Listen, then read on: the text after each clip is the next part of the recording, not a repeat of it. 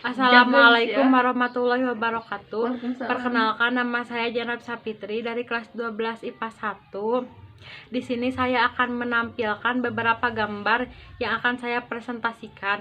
Tetapi sebelum itu saya ingin menjelaskan sedikit tentang teori asal-usul kehidupan. Sejak zaman dahulu, beberapa ahli sudah mengeluarkan berbagai pendapat mengenai asal-usul makhluk hidup yang ada di bumi, dimulai dari faktor teori yang tertua, yaitu satu teori abiogenesis. Teori abiogenesis adalah teori yang menyatakan bahwa makhluk hidup berasal dari benda mati. Aneh kan? Tapi begitulah pandangannya di masa lampau. Ini terjadi karena orang-orang pada zaman dahulu mendapatkan fakta dari hal yang dia lihat saja. Bagaimana orang pada masa lampau itu menganggap ikan dan katak berasal dari lumpur karena melihat makhluk itu muncul dari lumpur. Seperti yang melihat dari isi teorinya, menganut dari abiogenesis adalah ilmuwan-ilmuwan di masa lampau seperti Aristoteles, yang kemudian Anthony van Leeuwenhoek, seorang Belanda, pada tahun 1677 ikut mendukungnya. Anthony memperlihatkan melalui mikroskopnya bahwa makhluk renik berasal dari jerami yang direndam. Lalu pada abad ke-19 teori ini disinggah. 2. Teori biogenesis adalah teori asal-usul kehidupan yang menyatakan bahwa makhluk hidup berasal dari hidup lain. Adapun para ilmuwan yang mengemukakan teori ini, Francesco Redi, Lazzaro Spallanzani, dan Louis Pasteur. Mereka melakukan pengamatan sendiri yang lebih terencana dan terstruktur. Pada gambar pertama di sini ada percobaan Francesco Redi. Francesco Redi adalah orang pertama untuk melakukan percobaan untuk menyanggah dari teori abiogenesis. Redi membuat percobaan dengan memasukkan daging ke dalam 2 buah toples. Toples tanpa tutup dan toples dengan penutup. Setelah beberapa hari diamati, muncul larva di daging dalam toples yang terbuka, sementara daging di toples yang tertutup bersih. Redi pun berkesimpulan bahwa belatung tersebut berasal dari lalat-lalat yang masuk ke dalam toples dan bertelur di sana. Tidak berhenti sampai di situ, Redi kembali membuat percobaan untuk meyakinkan kesimpulannya. Dia memodifikasi toples yang digunakan dengan membuat tutup yang terbuat dari kain kasa. Hal ini dilakukan agar udara dari luar bisa masuk dan terjadi pembusukan daging, tetapi lalat tidak dapat masuk sehingga mencegah munculnya telur lalat. Oh ya, juga DM. Hasilnya telur tersebut membusuk dan tidak ada larva yang lahir.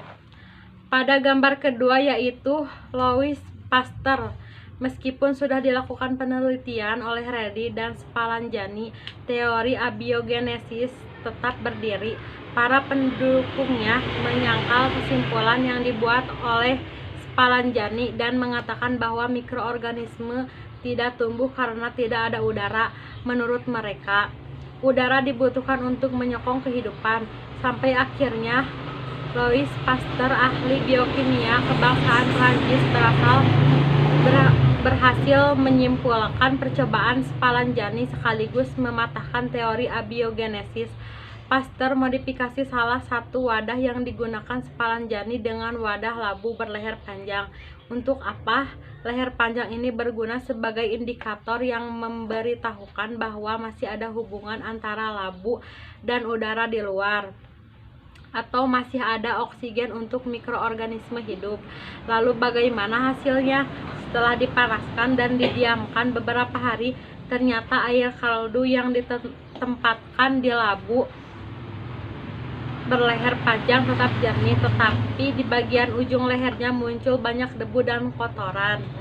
Sementara pada wadah yang terbuka mengandung mikroorganisme, eksperimen ini pun mematahkan teori abiogenesis dan menghasilkan teori baru dengan isi sebagai berikut.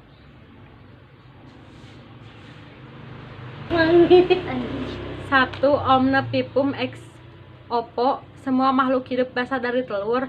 2. Omne opum ex typo, semua telur berasal dari makhluk hidup. 3. Omne pipum ex typo, semua makhluk hidup berasal dari makhluk hidup. Pada gambar yang ketiga ada percobaan Stanley Miller, Harold Urey, Stanley Miller, dan A. I.O. Farin. Mereka berpendapat bahwa organisme berbentuk pertama kali di muka bumi ini merupakan makhluk bersel satu. Selanjutnya makhluk tersebut mengalami evolusi menjadi berbagai jenis makhluk hidup seperti protozoa, porifera, kolonterata, moluska, dan lain-lain. Model perangkat percobaan Miller dan Urey untuk sintetis molekul organik secara abiotik. Eksperimen Miller dapat memberikan petunjuk bahwa satu satuan kompleks di dalam sistem kehidupan seperti lipida, karbohidrat, asam amino, protein, molekida, dan lain-lain dapat terbentuk dalam kondisi abiotik. Dan yang terakhir ada teori evolusi biologi oleh Jean-Baptiste Lamarck, seorang naturalis dari Prancis, melalui bukunya yang berjudul Filosofi Geologi, mengemukakan bahwa bentuk kehidupan yang sekarang didasarkan pada penggunaan dan tidak menggunakan organ.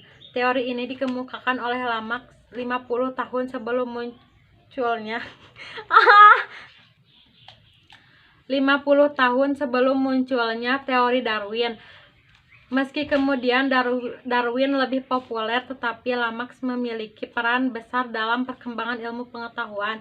Contoh teori yang dikemukakan oleh Lamarck adalah tentang leher jerapah yang memanjang dengan menggerakkan untuk menjangkau pohon yang lebih tinggi. Sifat fisik ini nantinya akan diturunkan pada jerapah generasi berikutnya. Kata Use mengacu pada organ yang digunakan oleh hewan ini akan terus bertumbuh dan berkembang. Sementara itu, Disuse mengacu pada organ yang tidak digunakan oleh hewan tersebut dengan sendirinya dan tereduksi. Lamarck mengemukakan bahwa kaki dan leher jerapah pada zaman dahulu berbentuk mirip dengan kuda, yaitu leher dan kaki pendek. Tidak sepanjang jerapah sekarang, namun karena sumber makanan mereka berada di pohon yang tinggi, maka dianggap muncul dorongan dari jerapah untuk menggerakkan lehernya agar dapat menjangkau sumber makanannya yang berada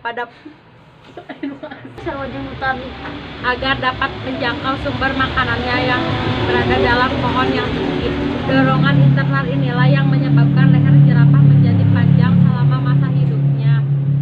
Bentuk anatomi tubuh jerapah ini nantinya akan diturunkan pada generasi berikutnya, sehingga muncul keyakinan bahwa jerapah yang memiliki leher panjang saat ini merupakan adaptasi dari nenek moyangnya dahulu kala.